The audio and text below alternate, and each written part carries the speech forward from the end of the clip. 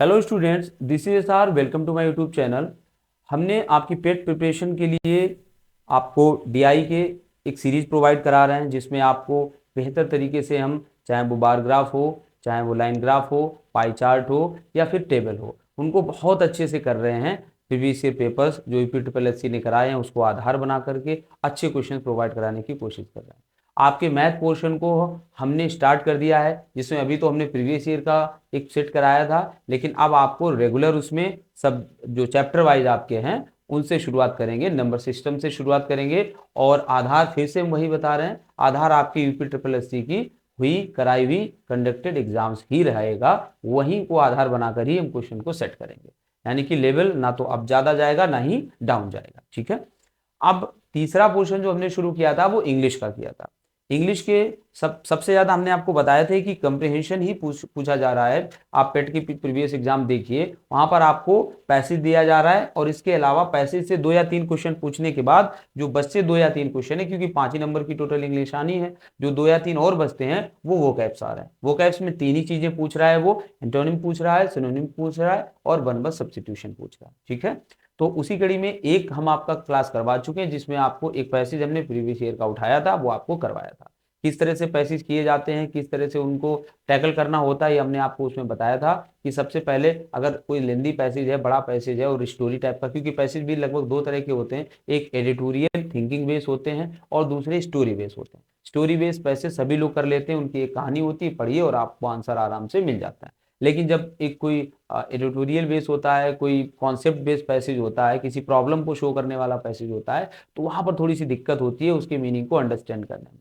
वहां पर तब एक थोड़ी सी आप मान लीजिए कि ट्रिक काम करती है कि आप सबसे पहले पैसेज को पढ़िए मत, आप सबसे पहले क्वेश्चन देख लीजिए उससे रिलेटेड जो पूछे गए हैं। और एक बार जब आप क्वेश्चन में जाते हैं और आपको कुछ टैग वर्ड्स मिल जाएंगे, कुछ ऐसे वर्ड्स मिल जाएंगे जो यूनिक होंगे, जब आप पैसेज पढ़ेंगे आप थोड़ा सा उनको रिमेंबर करके रखिए, और जब आप पैसेज पढ़ेंगे तो आपको खुद ही लग जाएगा कि ये वर्ड्स यही क्वेश्चन में पूछा गया था, और आपको तुरंत आंसर हो सकता है पहले पैराग्राफ में मिल जाए या दूसरे पैराग्राफ में मिल जाए। ज्यादा क्वेश्चंस रहते नहीं है पैसे से, 2 या 3 क्वेश्चंस पूछे जाते हैं, बाकी जो 2 या 3 होते हैं वो वोकैब्स के होते हैं। ठीक है।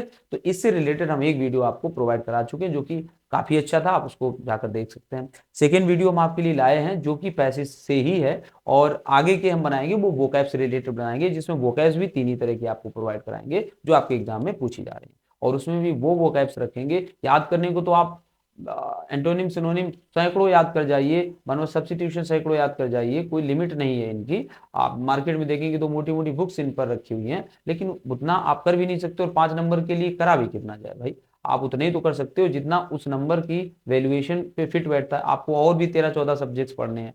तो इसलिए आपको सिर्फ वही रेलिवेंट कराएंगे जो आपके एग्जाम के पॉइंट ऑफ व्यू से बहुत ही जरूरी है। और आप प्रीवियस ईयर जो एग्जाम्स हुए हैं, चाहे वो ट्रिपल एस सी ने लिए हों या स्टेट गवर्नमेंट की किसी भी एग्जाम में लिए गए हों, वहां पर जो सबसे ज्यादा पूछे गए हैं उनको ही हम इसमें शामिल करेंगे। ठीक है।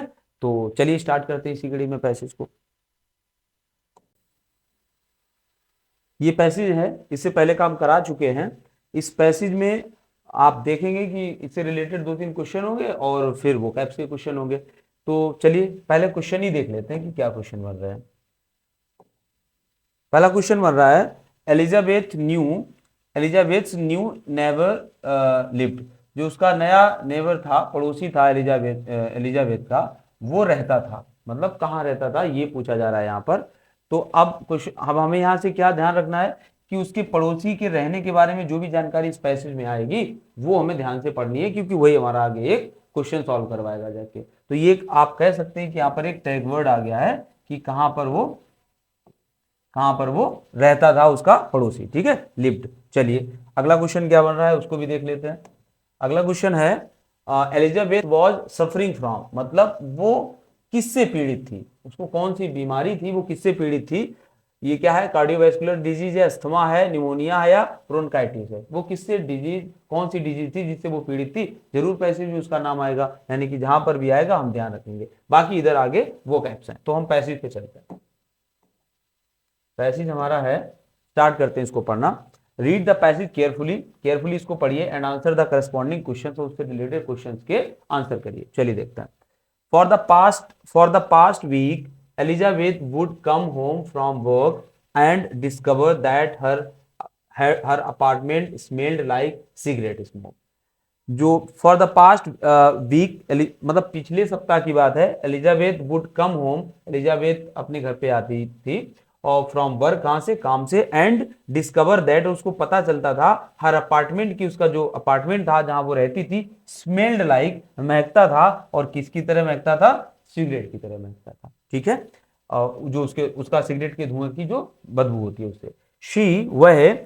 She did not know where the smell was coming from, उसे नहीं पता होता था या उसको कोई जानकारी नहीं थी कि वो स्मेल आ कहां से रही है। फ्रॉम, कमिंग फ्रॉम, ये पूरा इसके साथ प्रीपोजिशन जुड़ा हुआ है, कमिंग फ्रॉम कहां से आ रही है। Elizabeth did not smoke, Elizabeth धूमपान नहीं करती थी, एक चीज यहां पर क्लियर कर दी गई है। हालांकि क्वेश्चन हम लोग पहले ही पढ़ चुके हैं और क्वेश्चन भी कमी पूछे जा रहे हैं इसमें, लेकिन अगर 5-6 क्वेश्चन किसी पैसे से बनते हैं तब ये पॉइंट भी हमें ध्यान रखने पड़ते हैं कि वो स्मोक करती थी कि नहीं करती थी। वो स्मोक नहीं करती थी। ठीक है, no one else had the key to her apartment, और किसी दूसरे के पास उसके अपार्टमेंट की चाबी भी नहीं थी। टू स्मोक इनसाइड वाइल, कि वो अंदर स्मोक कर पाए, वाइल माने जब शी वॉज एट वर्क, कि जब वो काम पर गई हो तब कोई दूसरा घर पे आके स्मोक कर पाए, इसलिए ऐसा चांस नहीं था क्योंकि किसी के पास उसके अपार्टमेंट की चाबी नहीं। आगे देखते हैं। The smell of smoke specially bothered her because she had asthma. देखिए वो क्वेश्चन, जो सेकंड क्वेश्चन हमने देखा था कि सफरिंग फ्रॉम, एलिजाबेथ वो सफरिंग फ्रॉम किससे पीड़ित थी, तो यहां पर आंसर हो जाएगा अस्थमा से थी। क्वेश्चन ही पहले उसको देख लेते हैं। तो ये क्वेश्चन जो सेकंड है, एलिजाबेथ वॉज सफरिंग फ्रॉम किससे, अस्थमा से। आगे देखते हैं क्वेश्चन क्या है, आगे क्या बनता है। The smell of smoke specially bothered, bothered माने होता है परेशान कर रही थी, क्यों, हर बिकॉज, क्योंकि शी हैड अस्थमा, उसको अस्थमा था। अस्थमा के पेशेंट को अगर किसी भी तरह का धुएं में, धुआं टाइप का है या कुछ भी ऐसा पोल्यूटेड एयर है तो उसको वो प्रॉब्लम क्रिएट करती है। आगे देखते हैं। One day Elizabeth stayed home, एक दिन एलिजाबेथ ने क्या किया कि वो घर पे रुकी, किस लिए, फ्रॉम वर्क, काम से, because she was expecting a package. Expecting a package का मतलब होता है कि जब कोई डिलीवरी आपको देने आता है, आप भी मंगाते रहते होंगे फ्लिपकार्ट, अमेजन से, तो जो चीज़ें आती हैं उसके आपको अगर डेट मिली है तो आपको वेट करना पड़ेगा उसको रिसीव करने के लिए। व्हेन शी वोक अप, जब वो जागी, दैट दैट मॉर्निंग, उस सुबह, द अपार्टमेंट स्मेल्ड फाइन, लेकिन जिस सुबह वो जागी, जिस दिन उसको रुकना था, उस दिन कोई प्रॉब्लम नहीं थी, कहीं कोई बदबू नहीं आ रही थी, अच्छा महक रहा था apartment. At 1 in the afternoon, और आफ्टरनून या दोपहर के बाद, Elizabeth went into the kitchen, और एलिजाबेथ कहाँ गई, किचन में गई, टू मेक अ सैंडविच, क्या बनाने के लिए, सैंडविच बनाने के लिए, फॉर लंच, लंच के लिए। दैट वॉज वेन, ये वही समय था या उसी समय पर, शी नोटिस, उसने नोटिस किया, the smell of cigarette smoke, किसके, उसी सिगरेट के जो धुआं था उसकी स्मेल उसको महसूस हुई। शी कॉल्ड, उसने बुलाया, द बिल्डिंग्स सुपरिंटेंडेंट, जो उसका पर्यवेक्षक था या उसका जो बड़ी बिल्डिंग अपार्टमेंट होते हैं उनको उसकी सिक्योरिटी के लिए जो लगे होते हैं उनको बुलाया। फिर क्या हुआ, by the time he arrived, जब तक कि वो आया, एट एलिजाबेथ अपार्टमेंट, कहां पर, एलिजाबेथ के अपार्टमेंट में, the whole place smelled like cigarette, पूरा जो पूरी जगह थी वो एक सिगरेट की तरह महक, बदबू दे रही थी। द सुपरिंटेंडेंट टोल्ड एलिजाबेथ, उसने एलिजाबेथ को बताया, क्या बताया, that he was pretty sure, कि उसको पक्का यकीन हो गया है, the smoke was coming up to through the vents from her new downstair, from her new downstair neighbour. बात समझिए, उसने ये कहा, जो बिल्डिंग का सिक्योरिटी गार्ड या जो भी उसका पर्यवेक्षक आया, उसने ये कहा कि ये मुझे पक्का यकीन हो गया है कि जो इसकी स्मोकिंग की जो बदबू आ रही, कहां से आ रही है, देखिए, वॉज कमिंग, आ रही, up through the vents, vents माने क्या होता है, आपने सुना होगा वेंटिलेशन, एक वर्ड सुना होगा कि जब हम लोग बड़े बड़े हॉल्स में और मकानों में हवा गर्म जो वहां बनती है उसको निकालने के लिए एग्जॉस्ट वगैरह लगाते हैं तो उसे वेंटिलेशन कहते हैं। ठीक है, तो वेंट्स मतलब होता है कुछ ऐसी जगह, आप मान लीजिए छेद हो या कोई छोटा सा बनाया हुआ हो कि वहां से कोई चीज आ पाए, एयर टाइप की। ठीक है, तो वेंट्स बने हुए थे from her new down stairs, जो उसके सीढ़ियों के नीचे रहता था, कौन, एक नया पड़ोसी रहता था। ठीक है, आगे देखते हैं। अब ये क्वेश्चन फर्स्ट जो हमने देखा था कि वो कहां रहता था, उसके उसके डाउन स्टेयर्स के नीचे रहता था, मतलब सीढ़ियों के नीचे। अब क्वेश्चन देख लीजिए, ये था पहला क्वेश्चन, क्या था, पहला क्वेश्चन देख लीजिए। पहला क्वेश्चन था, कहां गया वो, पहले पे था शायद, ये है, एलिजाबेथ न्यू नेवर लिव्ड, कहां रहता था, तो हो जाएगा downstairs.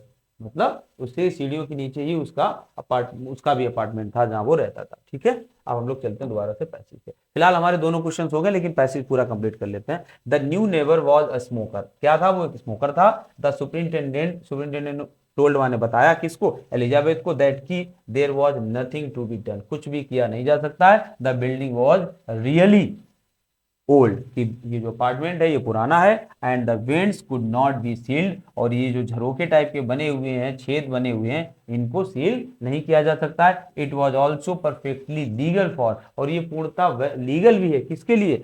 For the downstairs neighbour, वो जो पड़ोसी नीचे रहता है उसके लिए, to smoke in his apartment, कि वो अपने अपार्टमेंट में धूम्रपान कर सके। उसको ये आजादी है कि वो अपने अपार्टमेंट में कुछ भी करे। ही सजेस्टेड, जो सुपरिंटेंडेंट था उसने सजेस्ट किया, that Elizabeth should buy an air, यहाँ पर थोड़ा सा मिस्टेक है, एयर प्यूरिफायर या एयर फिल्टर की बात हो रही है, कि खरीद ले। And if that would help, शायद ही उससे क्या हो जाए? मदद हो जाए। एयर प्यूरिफायर है तो अगर पोल्यूटेड एयर आ रही है, धुआं मिली एयर आ रही है, तो उसको सांस लेने में दिक्कत हो रही है, तो कि एयर प्यूरिफायर ले लीजिए आपको उससे हो सकता है आराम मिल जाए। ठीक है, फिर भी देखते हैं एलिजाबेथ ने क्या किया। Elizabeth bought an air filter, उसने खरीद भी लिया, ठीक है, but did not find it to be enough, लेकिन वास्तव में उसके लिए कोई ये पर्याप्त नहीं था, यानी उसकी प्रॉब्लम वैसी की वैसी रही। हर आगे क्या है? हर अस्थमा वॉज गेटिंग वर्स, उसका अस्थमा जो था, जो प्रॉब्लम थी, वो और ज्यादा बद से बदतर हो रही थी। ठीक है, चलिए। Her clothes and furniture were beginning to smell like cigarette smoke too, उसके कपड़ों के साथ साथ फर्नीचर भी अब सिगरेट के धुएं की तरह महकने लगा था, बदबू देने लगा था। Elizabeth decided to go downstair to talk to the neighbour, उसने निश्चय किया कि वो पड़ोसी के यहाँ जाएगी और उससे बात करेगी। फिर क्या करती? She was going to ask him not to smoke in his apartment, वो उससे कहेगी जाके कि आप अपने अपार्टमेंट में धूम्रपान या स्मोकिंग मत कीजिए। Elizabeth knocked on the door, उसने दरवाजे को खटखटाया।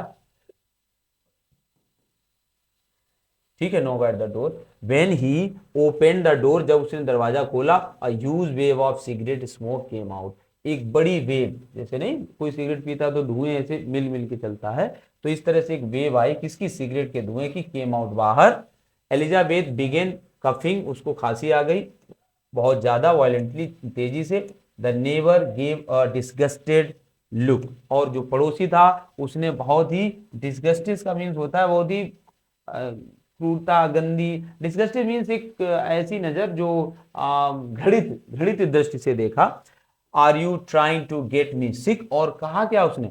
Are you trying to get me sick, क्या तुम मुझे बीमार करना चाहती हो? द नेबर आस्क्ड हर, उस पड़ोसी ने उल्टा एलिजाबेथ से पूछा कि क्या तुम हमें बीमार करना चाहती हो? एलिजाबेथ कुड नॉट बिलीव, उसे विश्वास नहीं हो सका, दैट ही वॉज सेइंग, कि वो दैट ही वॉज सेइंग, जो वो कह रहा था, नो नहीं, बट यू आर, लेकिन तुम मुझे कर रहे हो, शी सेड, उसने कहा। ठीक है, तो क्वेश्चन तो हमारे ऑलरेडी हो चुके थे, और अब आगे देख लेते हैं वोकैब्स के जो 3 क्वेश्चन बचे हैं उसको देख लेते हैं। क्या है? Choose the correct synonyms of exile. Exile means होता है देश निकाला। ठीक है, जैसे राम वनवास को गए थे तो उसको क्या कहते हैं? एग्जाइल कहते हैं। इसके लिए दूसरा वर्ड होता है वैनिश। क्या होता है? वैनिश। वैनिशमेंट माने भी होता है देश निकाला, और भी होता है, जैसे एक्स कम्युनिकेट होता है, एक्स कम्युनिकेट मीन्स होता है जब आप किसी को अपने अपनी जो सोशल एक आपका गैदरिंग है, बातें बातें वगैरह करने का, तो किसी को उससे बाहर कर दीजिए, उसको अलग कर दीजिए। दूसरा होता है रस्टिकेट, एक वर्ड होता है रस्टिकेट, आपने सुना होगा,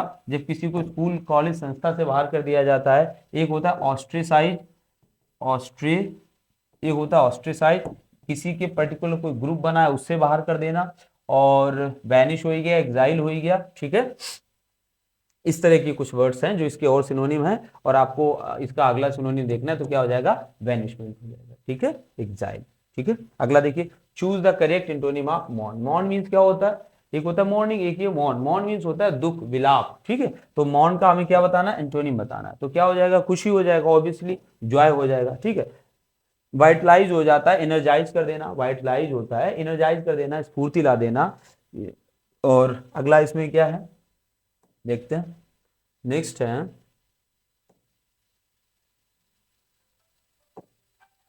लास्ट पेज था ये शायद, इसके बाद कोई पेज इसमें नहीं लगा हुआ है।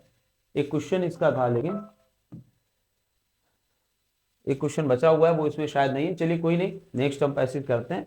वहाँ पर इसमें हो सकता है टाइपिंग से कोई प्रॉब्लम हो गई हो, अगला पेज नहीं आया है। चलिए ठीक है, आई होप आपने पैसेज को अच्छे से समझा होगा। आगे से आपको और अच्छे पैसेज और वोकैब्स कराने की पूरी कोशिश करेंगे। आप जुड़े रहिए हमसे, आपको आपकी परीक्षा के लिए जरूर और 100% कुछ बेनिफिट होगा। Okay, thank you for watching.